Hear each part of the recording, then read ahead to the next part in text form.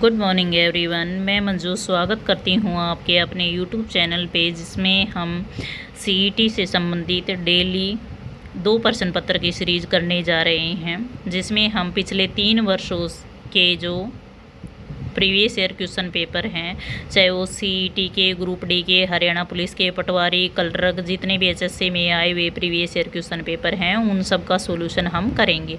क्योंकि एचएससी में जितने भी क्वेश्चन होते हैं वो मोस्टली रिपीटेड होते हैं।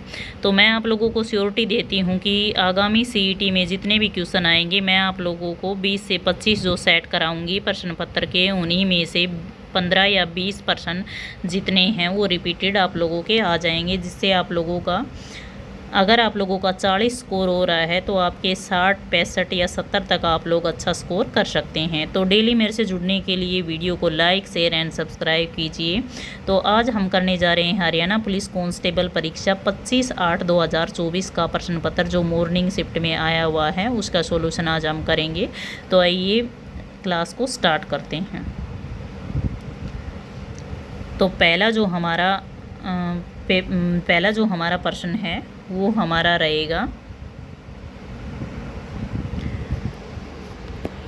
पहला हमारा प्रश्न रहेगा सर्वथा भिन्न चुनिए। तो इसमें ऑप्शन नंबर 4 हमारा हो जाएगा। इन सभी ऑप्शनों में वेल हमारा जो है वो हमारा भिन्न हो जाएगा। हरियाणा में 26वीं अखिल भारतीय वन खेल परियोजना कहाँ आयोजित की गई? तो वो पंचकुला में आयोजित की गई। अगला क्वेश्चन है हमारा, नौसेना स्टाफ के प्रमुख का रैंक क्या होगा? तो एडमिरल होगा। मेरिनो भेड़ की उत्पत्ति कहाँ से हुई? तो स्पेन से हुई है। अगला हमारा मैथ का क्वेश्चन है, ये संख्या हमारे पास दी हुई है, का मान कितना होगा? तो इसका मान होगा 10। ऑप्शन नंबर 4 होगा। अगर आप लोगों को मैथ की वीडियो, रीजनिंग की वीडियो देखनी है तो मैंने अलग से प्लेलिस्ट बना के मैथ और रीजनिंग के सॉल्यूशन सहित प्रीवियस ईयर क्वेश्चन पेपर करा रखे हैं। हरियाणा में उत्तर भारत का पहला परमाणु ऊर्जा संयंत्र कहाँ स्थापित किया गया है? तो गोरखपुर में स्थापित किया गया है। बतख के अंडों का ऊष्मायन काल कितने दिनों का होता है? तो 28 दिनों का होता है।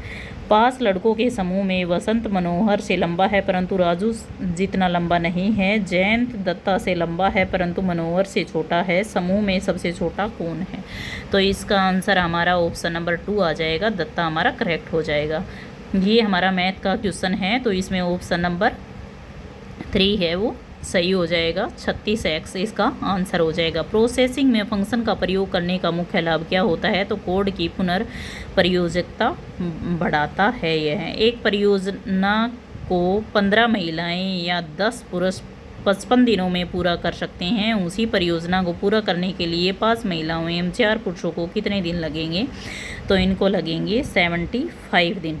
मेघ मोहन रेखा भारत और किसके बीच में एक सीमा रेखा है? तो वो चीन के बीच में, भारत और चीन के बीच में सीमा रेखा है। हरियाणा की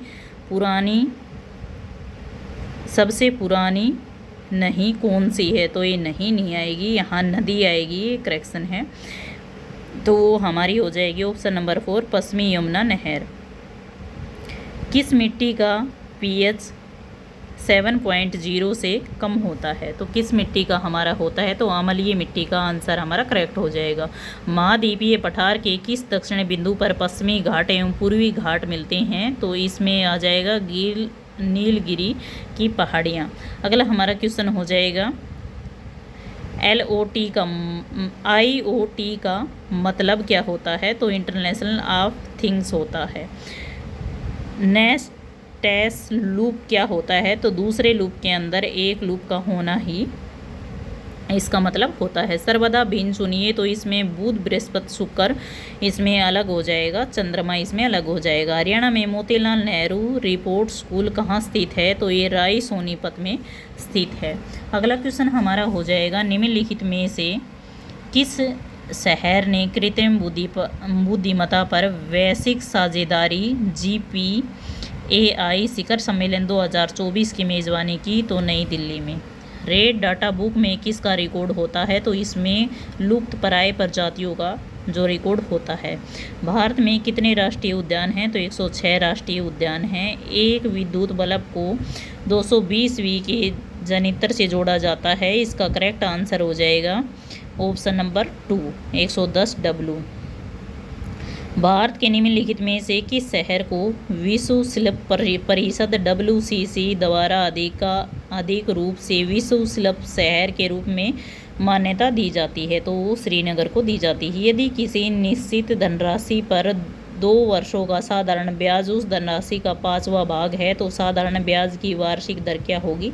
तो 10% होगी। वैश्विक मानव विकास सूचकांक 2022 में भारत का स्थान क्या रहेगा? तो इसमें भारत का स्थान है वो रहने वाला है 132वां स्थान रहने वाला है। संग्रहित प्रोग्राम कंप्यूटर की अवधारणा का आविष्कार किसने किया? तो जॉन वॉन न्यूमन ने किया था। भारत में प्रतिवर्ष राष्ट्रीय खेल दिवस कब मनाया जाता है? तो 29 अगस्त को मनाया जाता है। 1966 में भारत राज्य के संगठन के समय कितने जिले थे? तो 7 जिले थे। लंबाई 5 सेंटीमीटर, चौड़ाई 3 सेंटीमीटर, ऊंचाई 4 सेंटीमीटर वाले घनाभ का आयतन कितना होगा या क्या होगा? 60 सेंटीमीटर होगा। 11 दिसंबर को मनाए गए अंतर्राष्ट्रीय पर्वत दिवस 2023 का विषय क्या था? तो पर्वतीय पारिस्थितिक तंत्र की पुनर्लब्धि पर जो था कार्यक्रम वो मनाया गया था।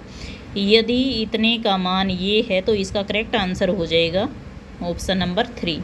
पाचन में पेपिस का प्राथमिक कार्य क्या है? तो इसका जो करेक्ट आंसर हो जाएगा हमारे पास ये ऑप्शन नंबर 4 हो जाएगा, प्रोटीन का पाचन करना। हरियाणा के किस जिले में बड़खल झील स्थित है? तो वो फरीदाबाद में स्थित है। रिजु पेवे तकनीक किससे संबंधित है? सड़क निर्माण से संबंधित है।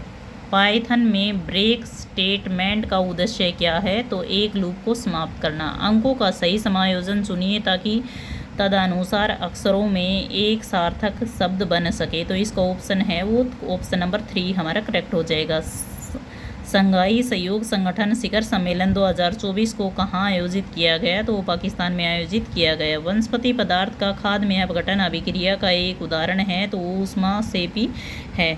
यूनेस्को रचनात्मक शहर नेटवर्क की स्थापना निम्नलिखित में से किस वर्ष में की गई थी? तो किस वर्ष में की गई थी? 2004 में की गई थी। किसी एट्रिब्यूट वेरिएबल दी गई डाटा में सबसे अधिक बार प्रदर्शनी होने वाले मान को क्या कहा जाता है? तो मोड कहा जाता है।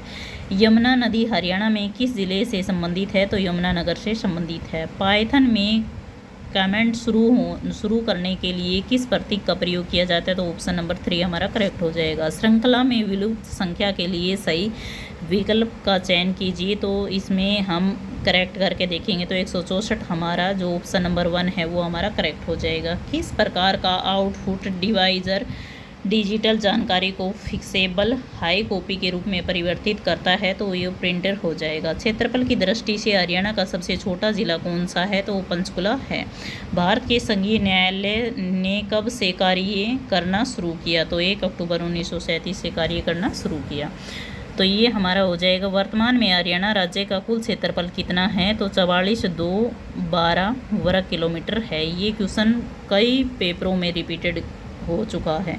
निम्नलिखित में से किस फसल को आमतौर पर वर्षा ऋतु में बोया जाता है? तो खरीफ की फसलें हैं। चिड़ियाघर में कुछ शेर कुछ तोते रक्षक ने 15 सिर और 15 पैर गिने तो शेरों की कुल कितनी संख्या है? तो ये ऑप्शन नंबर 4 हमारा करेक्ट हो जाएगा 10।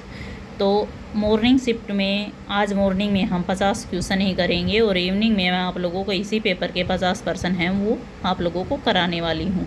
कल से हमारे प्रश्न पत्र वीडियो हमारी कुछ लंबी होने वाली है। प्रश्न पत्र पूरा एक मैं आप लोगों को मॉर्निंग में और एक प्रश्न पत्र मैं आप लोगों को इवनिंग में कराने जा रही हूँ।